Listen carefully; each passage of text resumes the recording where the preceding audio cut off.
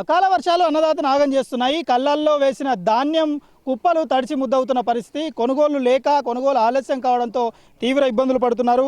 మరోవైపు ఆ కూలీలు అమాల్ల కొరత కూడా ఉందంటూ ఆవేదన వ్యక్తం చేస్తున్నారు. కళ్ళల్లో నెలల తరబడి పెట్టిన ధాన్యం అంతా కూడా అకాల వర్షాలతో పూర్తిగా తడిచి ముద్దవుతుంది. దీంతో ఎండబెట్టిన ధాన్యాన్ని మళ్ళీ ఎండబెట్టాల్సిన పరిస్థితి వస్తుందంటూ ఆవేదన వ్యక్తం చేస్తున్న పరిస్థితులు కనిపిస్తున్నాయి. మనతో పాటు రైతులు ఉన్నారు. అమ్మ, ఎన్ని రోజులు అవుతుంది కళ్ళలోకి తీసుకొచ్చి ధాన్యం?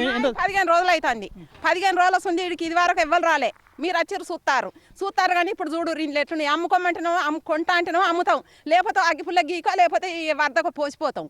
నేరు పడతాను ఈడ మొత్తానికి ఈడ చచ్చేటట్టు అవుతాను. ఇక నాకైతే మొత్తం వారం 15 రోజులు ఇవాటికి అక్కడ ప్లాట్ఫారం మీద పోసినాం. ఆడ నీళ్ళే 2 రోజులు ఎండ పోసినాక మళ్ళీ వాన కొట్టింది. మూడో వానకు ఇక మొత్తం గిట్లా అయినాయి. ఎన్ని ఎకరాలు సాగు చేసి? అది 12 ఎకరాలు పొలం. ఎంత వచ్చింది దిగుబడి? ఎంత వచ్చింది? ఇక 25 డబ్బాలు అయినాయి. ఇవి ఇప్పటి వరకు కాంటాక్ట్ చేస్తలేరు, కొనుగోలు చేస్తారు. చూసడానికి కూడా రాలే. ఇవి ఎట్లున్నాయని మరి వర్షం పడ్డదని కూడా చూసడానికి రాలేదు. రాలే మాట్లాడదురా. ఇది రైతుల గోస చూడొచ్చు. పూర్తిగా ధాన్యం పూర్తిగా తడిచి ముద్దవుతున్న పరిస్థితి. మొలకలు వస్తున్నాయి ధాన్యానికి. ఈ మొలకలు వస్తున్న ధాన్యాన్ని కొనుగోలు చేయమంటూ కూడా చెప్తున్నారు. తేమ శాతము లేకపోతే కొనుగోలు చేయమంటూ నాణ్యమైన గ్రేడ్కు సంబంధించి ఏ గ్రేడ్కు సంబంధించిన వరి ధాన్యం లేదంటూ కొనుగోలు చేయమంటూ చెప్తున్న పరిస్థితి కనిపిస్తున్నాయి. రైతు ఆవేదన వ్యక్తం చేస్తున్నాడు. ఎట్లా ఉంది పరిస్థితి ఇక్కడ కొనుగోలు కేంద్రంలో? పరిస్థితి ఎట్లా ఉన్నదంటే ఫెసిలిటీస్ లేవు. 3 రోజులు అయితే అంది వాన. 3 రోజుల నుంచి వర్షాలు పడుతున్నాయి. ఒక్కరు ఆఫీసర్ వచ్చిన వాళ్ళు లేరు, చూసిన వాళ్ళు లేరు. ఎవరికైనా చెప్పుకుందామంటే ఎవరు మాకు దిక్కు లేరు. ఇది కొంటనేమో కొనకపోతే చెప్పండి కదా, చెప్తే మేము ఇక్కడ వదిలిపెట్టేసి పోతాము. 12 ఎకరాల వడ్లు, 12 ఎకరాలలో పండించిన వడ్లు 30 ట్రాక్టర్లు అయినాయి. 4 జాగాలలో వచ్చినాం. జాగా లేకుంటే ఇక్కడ జాగా ఉండదు, ఫెసిలిటీస్ ఉండవు, లేడీస్కి టాయిలెట్స్ ఉండవు, వాటర్ ఉండవు. పేపర్లనేమో ఇస్తారు కళ్ళానికి 100 టార్పాలిన్ షీట్స్ ఉంటాయి అంటారు. మాకు ఒక్కటి కనిపించేది. మరి టార్పాలిన్ షీట్లు దుకాణాలే కనిపిస్తాయి కానీ కళ్ళలా కనిపించాయి మాకు. ఇది గవర్నమెంట్ కొనాలి. కొనకపోతే గవర్నమెంట్కి ఇది మంచి పేరు తెచ్చే పద్ధతి అయితే కాదు. ఇది అధికారులు ఎవరైనా వస్తున్నారా? కనీసం అధికారులు ఎవరు రాలేదు ఇప్పటి వరకు, ఎవరు రాలేదు. ఇది ప్రభుత్వానికి మాత్రం చెడ్డ పేరు తెచ్చే పనే ఇది. వడ్లు కొనకపోతే మాత్రం. ఇప్పుడు 4 రోజులు అయితే వర్షాలు స్టార్ట్ అయితే మళ్ళీ సీజన్ స్టార్ట్ అవుతుంది. అందరు పనులలో వెళ్ళిపోతారు. కాంటాల్లో ఇక్కడ వచ్చిన వాళ్ళు ఉండరు, ఇక్కడ దేకిన వాళ్ళు ఉండరు. మమ్మల్ని కూలీల కొరత ఏమైనా ఉందా లేకపోతే ఏమి కొరతలు ఉన్నాయి ఇక్కడ? మేజర్ కూలీలు అన్ని కొరతలే ఉన్నాయి. అన్ని ఇప్పుడు వడ్లు కొంటే మాకు కొరతలు ఎందుకు వస్తాయి చెప్పు? వడ్లు కొంటే ఎవడు అడిగినోడు ఉన్నాడు, చేసినోడు ఉన్నాడు, ఇక్కడ ఉన్నాడు ఇక్కడ. ఇది రైతుల ఆవేదన. పూర్తిగానైతే రైతులు ఆవేదన వ్యక్తం చేస్తున్నారు. ఈ కళ్ళాల్లో ఉంచిన ధాన్యాన్ని కొనుగోలు చేస్తే అసలు మేము ఇక్కడ తిప్పలు పడుతూ ఉండాల్సిన పరిస్థితి ఎందుకంటూ చెప్తున్నారు. ఈ విధంగా మొలకలు వస్తున్న పరిస్థితి. పూర్తిగా మొలకలు వచ్చి ధాన్యం అంతా రంగు మారి నల్లని రంగు కిందికి వెళ్తున్న పరిస్థితి. ఈ ధాన్యాన్ని కొనుగోలు చేసేందుకు అధికారులు ఇంట్రెస్ట్ చూపడం లేదు.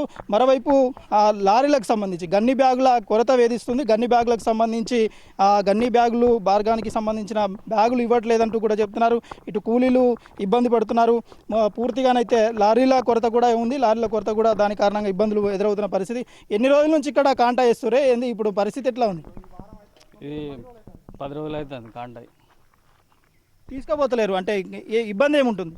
లారీలు ధాన్యం మొత్తం నడిచింది. ఇప్పుడు 2 సార్లు ఆరబెట్టిండు. మళ్ళీ నిన్న మనసులో పెట్టుకొని మళ్ళీ నెట్టి కొట్టిపించిండు. మళ్ళీ నిన్న సాయంత్రం వారానికి మళ్ళీ సైడ్ల పండు మొత్తం తడిచినాయి. అవన్నీ ఆరేసిండు. ఇప్పుడు మళ్ళీ అవన్నీ తీసి మళ్ళీ ఆరబెట్టాడు. ఇది కూలీలు చెప్తున్నది. ఎట్లా అవుతుంది? లారీల కొరత ఉండి ఎట్లా ఉన్నది పరిస్థితి? ఇది ఓపెనింగ్ అయితే ఈ సెంటర్ చేశారు. అక్కడో కాంట్రాక్ట్ ఇస్తారు.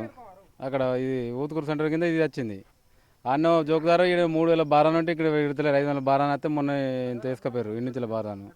ఈ లారీ తూకం వేసి ఇది 10 రోజులు అవుతుంది. ఇది 3 సార్లు తడిచింది. నిన్న కైకిలో పెట్టుకొని నిన్న లాడేపించి మళ్ళీ సాయంత్రం మళ్ళీ వర్షం వచ్చి మళ్ళీ తడిచింది. ఇప్పుడు తడిచిన ధాన్యాన్ని తీసి పక్క పెట్టేసి మళ్ళీ ఉన్నదాన్నే పట్టుకుపోతున్నారు. ఇది తడిచిన పక్కకేసి మళ్ళీ మంచి అని లోడ్ వేసినాం. మళ్ళీ ఇప్పుడు ఆయన ఆరబెట్టుకోవాలి. అంటే ఎన్ని రోజులు పట్టచ్చు మళ్ళీ ఆరబెట్టాలంటే? మళ్ళీ అంటే మళ్ళీ ఒక 2-3 రోజులు పట్టవచ్చు. అవి మళ్ళీ వర్షం వస్తే మళ్ళీ తడిసిపోతాయి. ఇది వరుస సమస్యలు ఉన్నాయి. 1 కాదు 2 కాదు, అనేక సమస్యలతో కొట్టుమిట్టాడుతున్నారు అన్నదాత. కళ్ళాల్లో సరైన సదుపాయాలు లేవు. కళ్ళాల్లో టార్పరిన్ కవర్లు లేవు. ఇక్కడ ఆరబెట్టిన ధాన్యాన్ని కొనుగోలు చేసేందుకు కాంటాలు వేసేందుకు కూడా ఇటు అధికారులు నిర్లక్ష్యం వహిస్తున్నారు, మొగ్గు చూపడం లేదు. అధికారులు రాకపోవడం కారణంగా కళ్ళాల్లోనే వరిధాన్యం ఉందంటూ ఆవేదన వ్యక్తం చేస్తున్నారు. మరోవైపు కాంటా అయిన సంచులను తరలించేందుకు లారీల కొరత ఉండడం కారణంగా అకాల వర్షాలకు ఆ కాంటా అయిన వరిధాన్యం పూర్తిగా తడిసి ముద్దవుతుంది. దీంతో ఆ కాంటా చేసి లారీలోకి లోడ్ చేసిన ధాన్యాన్ని కూడా మళ్ళీ తించి ఆ విధంగా ఆరబెట్టాల్సిన పరిస్థితి ఉందంటూ ఆవేదన వ్యక్తం చేస్తున్నారు. 1 కాదు 2 కాదు 1.25 లక్ష సమస్యలతో అన్నదాత కొట్టుమిట్టాడుతున్నాడు. అకాల వర్షాలతో ఈ వరిధాన్యం అంతా పూర్తిగా తడిసి ముద్దవుతుంది. ఇది ప్రభుత్వ నిర్లక్ష్యం కారణంగానే జరుగుతుందంటూ అన్నదాతనైతే ఆగ్రహం వ్యక్తం చేస్తున్న పరిస్థితి. కెమెరా పర్సన్ ప్రవీణ్తో నరేష్, TV9 మంచిర్యాల.